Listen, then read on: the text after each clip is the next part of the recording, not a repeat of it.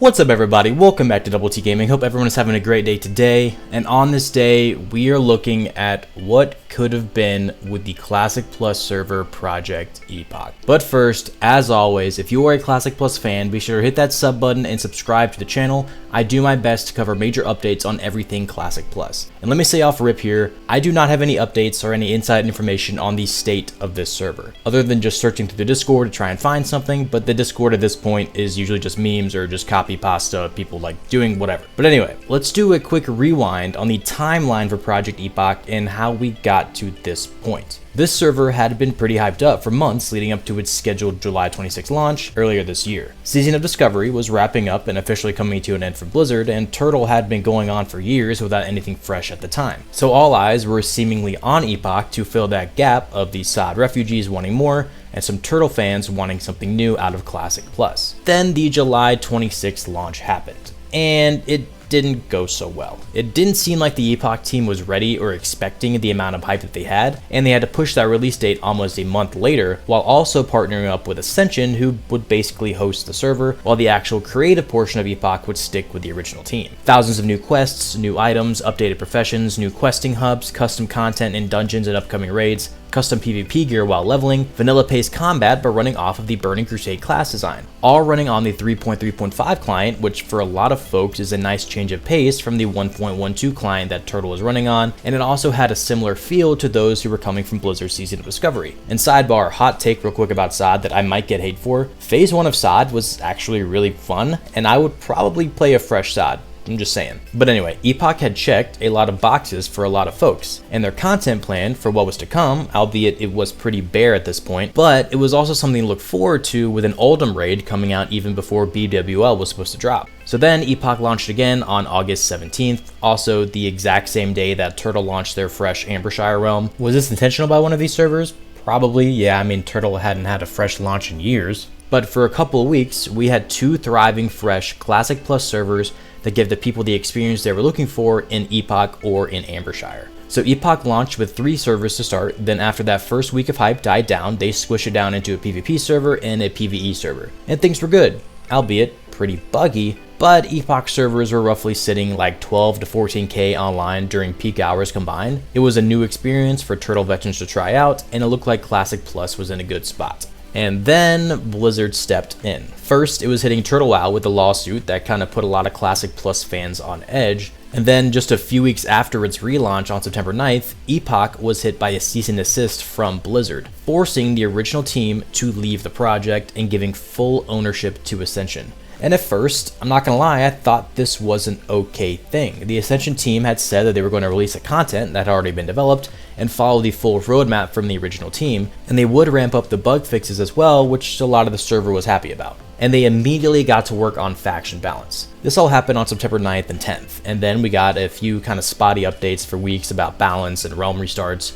with constant bug fixes happening with its own Discord channel. Fast forward to September 27th, we got our actual first new piece of content in the world boss Vulcan, and just a promise of content to come. And then bug fixes continued for a couple more weeks up until October 16th, and then here we are today, November 3rd, and we have kind of nothing to show for it. No bug fixes since the 16th in almost 3 weeks, no content updates at all. It seems like Epoch has just been pretty much abandoned entirely by the Ascension team, while they put all of their focus into the launch of their own Classic Plus take in Bronzebeard. And to be fair to Dutch and the team, Bronzebeard is the one making them money at this point because it follows the cash shop that they have for their other servers, while Epoch is separate from that, meant to stay as close to a vanilla experience as possible without any pay-to-win items. And this is what Ascension quoted themselves. I'm not saying pay-to-win, they said it themselves. The only thing that we have seen is that a GM on the server had an in-game message in general chat saying content was coming soon. But that was weeks ago now. Population is down to a few hundred on Keza in the PvE server and even less on the PvP server. Now I'm not saying you still can't hop on the server and have a good time, so long as you can actually find one of those active guilds, which people have commented on my videos in the past saying they do have one of those guilds, and if you do,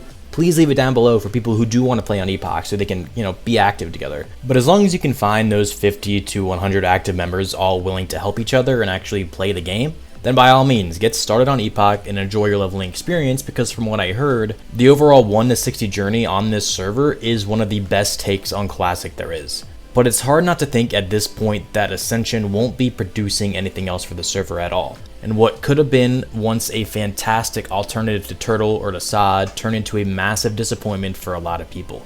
Blizzard, in a roundabout way, killed Project Epoch and accomplished their goal.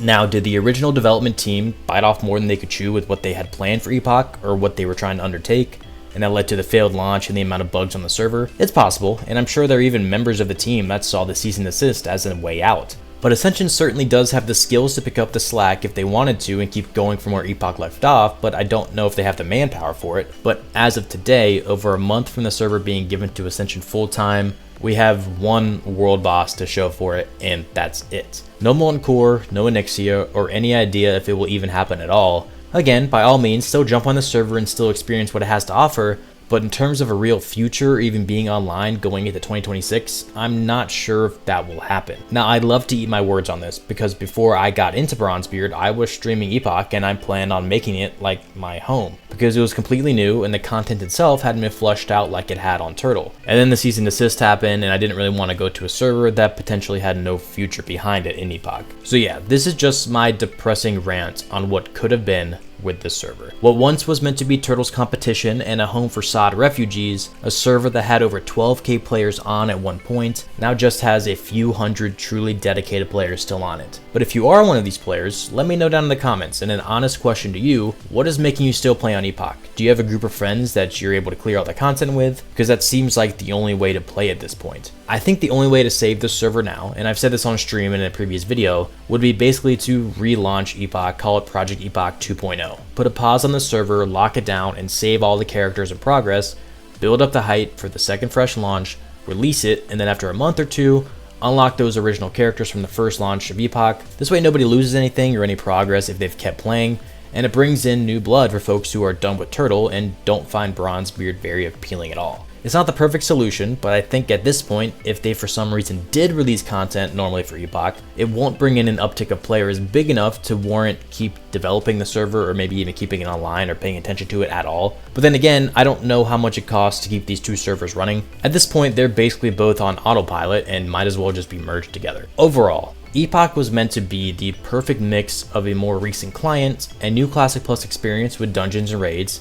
some revamped PvP combat and PvP gear, profession changes, as well as a revamped vanilla combat and questing experience. Again, if you have a core of players you can find and stick with, by all means jump in. But at this point, your endgame content is spamming high-level dungeons and killing Vulcan on reset with just the hope that something will be coming soon. Now at this point, I think a lot of people are just waiting for any type of announcement about the server. You know, could it be about Molten Core? That would be great. But just anything about the future of it and if it's even worth still playing on for a lot of folks. So this is one of those videos that accomplished basically nothing outside of me venting about the potential the server could have had. And to be fair to a lot of people, just having a few hundred dedicated players on the server is enough for them. And if a smaller development team was in charge of it, then I think that could easily be the case. I mean, look at Everlook and its player count and the development team it had before it got shut down. But in this case, we are talking about Ascension, which is almost like the biggest private server dev team there is. I just don't know if it's worth it for them to keep developing something so small unless they just keep it on autopilot mode like they have with their alpha servers right now. But let me know in the comments if you've heard anything I haven't in terms of future content on Epoch, or like I said earlier, if you're still playing on it. Is there any way to save Epoch to get it back to a higher player number that may be more sustainable for Ascension? And would you have made Epoch your home if they cleaned up the bugs and continued with the content? But just let me know down below. Thank you guys for coming to my TED Talk on this one, and I will see you all in the next video.